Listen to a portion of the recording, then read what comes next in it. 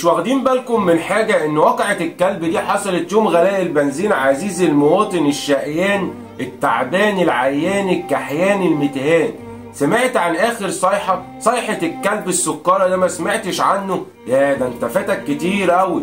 طب اسمع يا دي، كلب بلدي مصري زي السكر كده حديث المواقع وكل المواقع العالمية كان بيلعب مع العصافير عادي. كان بيلعب مع العصافير عادي جدا لدرجة انه طلع على اعلى قمة الهرم الاكبر.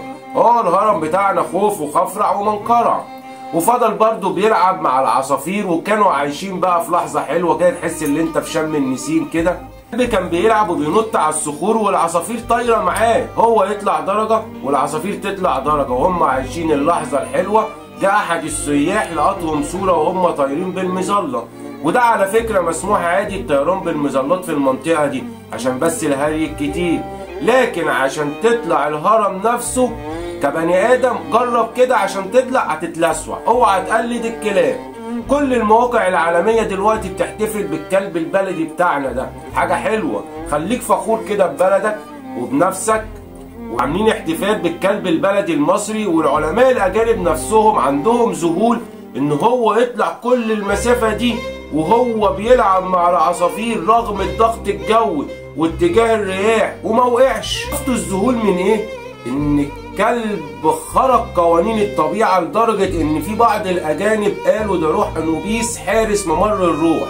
انتوا عارفين الموضوع حلو في ايه؟ اتعمل لنا دعاية بمليارات من غير ما ندفع فيها ولا جنيه بفضل الكلب ده.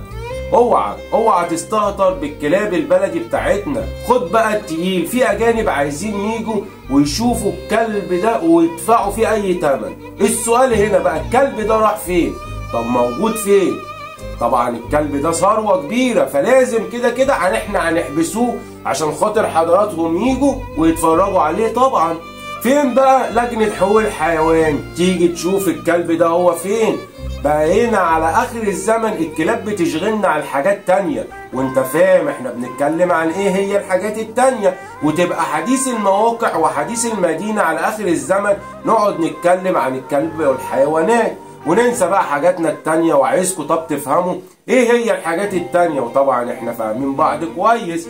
هل احنا لو طلعنا الهرم الاكبر دوت زي الكلب ونزلنا هننزله سلام؟ لا طبعا، احنا اول ما هننزل هنتنفخ طبعا طبيعي. طبعا انتوا عايزيننا نقول ان احنا يا ريتنا نبقوا زي الكلاب، نتمنى ان احنا نبقى كلاب.